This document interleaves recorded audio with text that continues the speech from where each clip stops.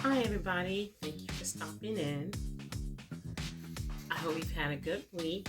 All is well. Well, I had a really busy day at work, but I got off from work and I ran an errand. Had to run to the Dollar Tree, of course, pick up a few things. You can find a lot of good things in Dollar Tree. Don't sleep on them. So, anyway, drop me a line. Let me know what's going on. I would be so glad to hear from you. Subscribe if you feel like it. I would really appreciate that. Or click like. So anyway, we're going to pick up where Alan is about to talk to us. So Alan, I wasn't able to get rid of my cold feet to get with Lynn in a steady relationship, so I missed that boat. I was off from work tomorrow, and thought I'd have a few drinks. I had my stereo blasting, and the neighbors didn't appreciate this. So after a complaint, I turned my music off and turned on the television. For some reason, I wasn't able to make myself settle down.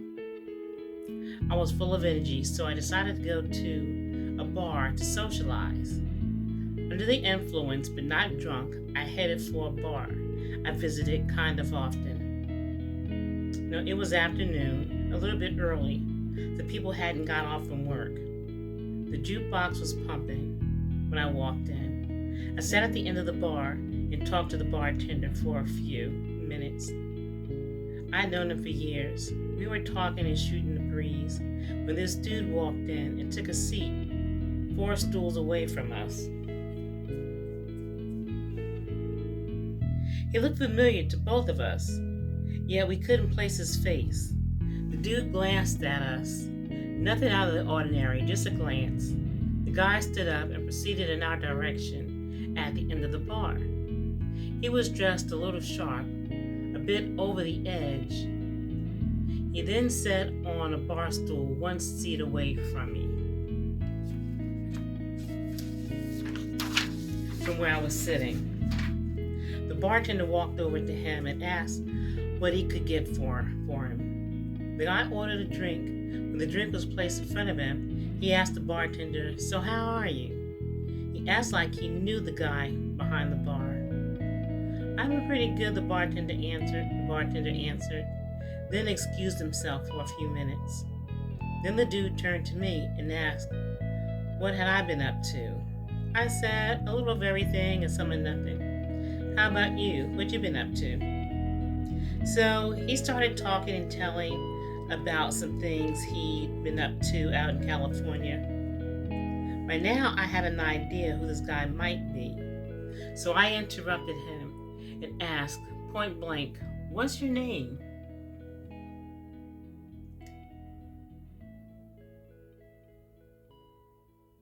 By now, the bartender had come back over in front of us.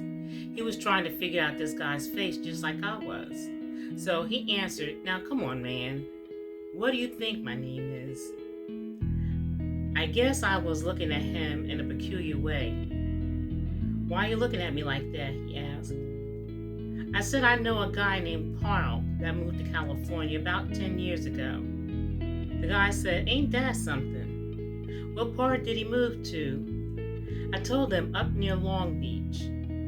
"Oh, I'm from that area." "Might even be that same Carl," he said. Both the bartender and myself said, "Carl Shanks?" "It's me in the flesh, baby," the dude said.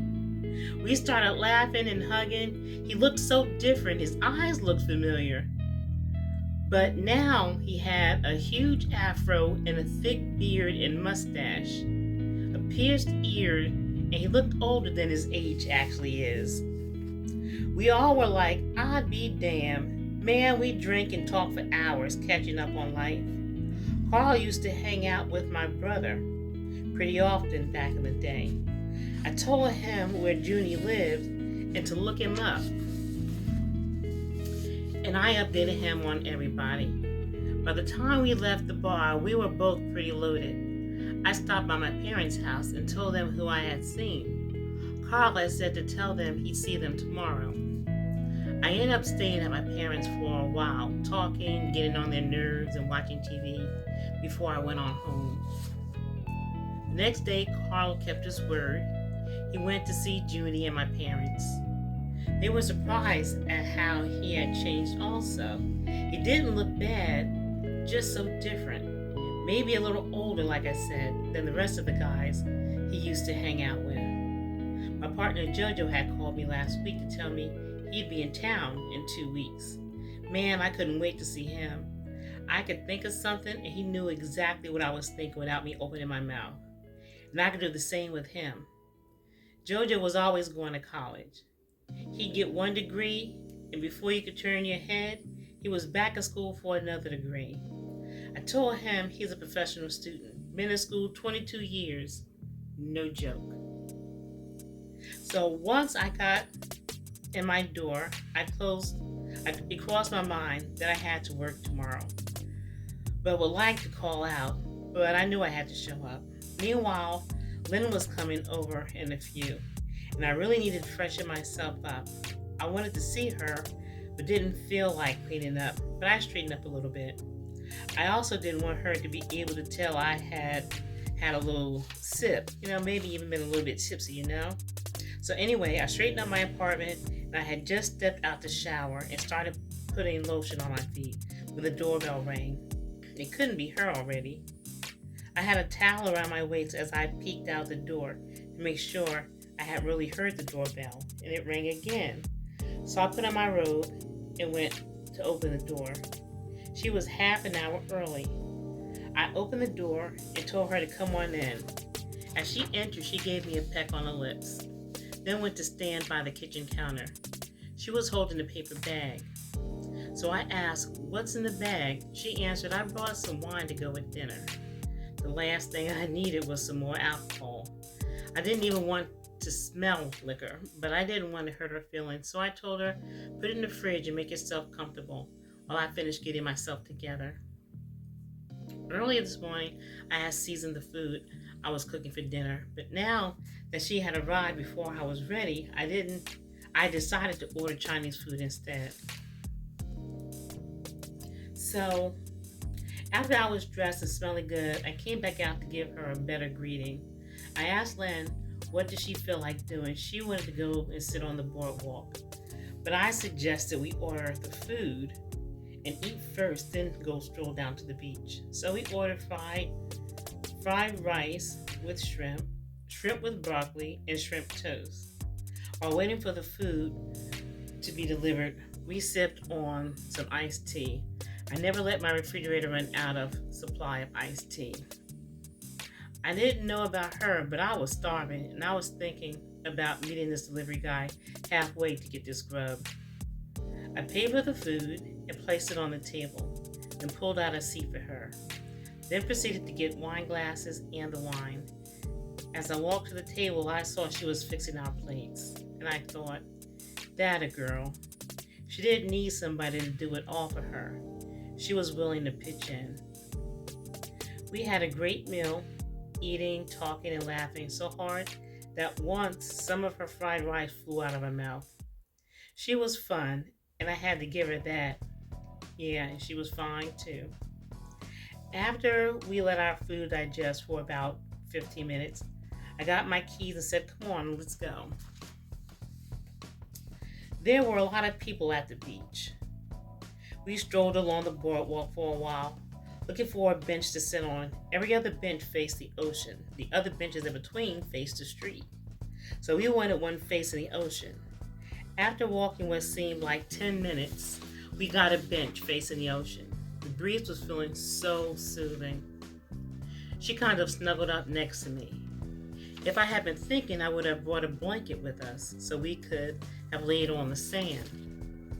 The sun started to set about an hour after we got to the beach.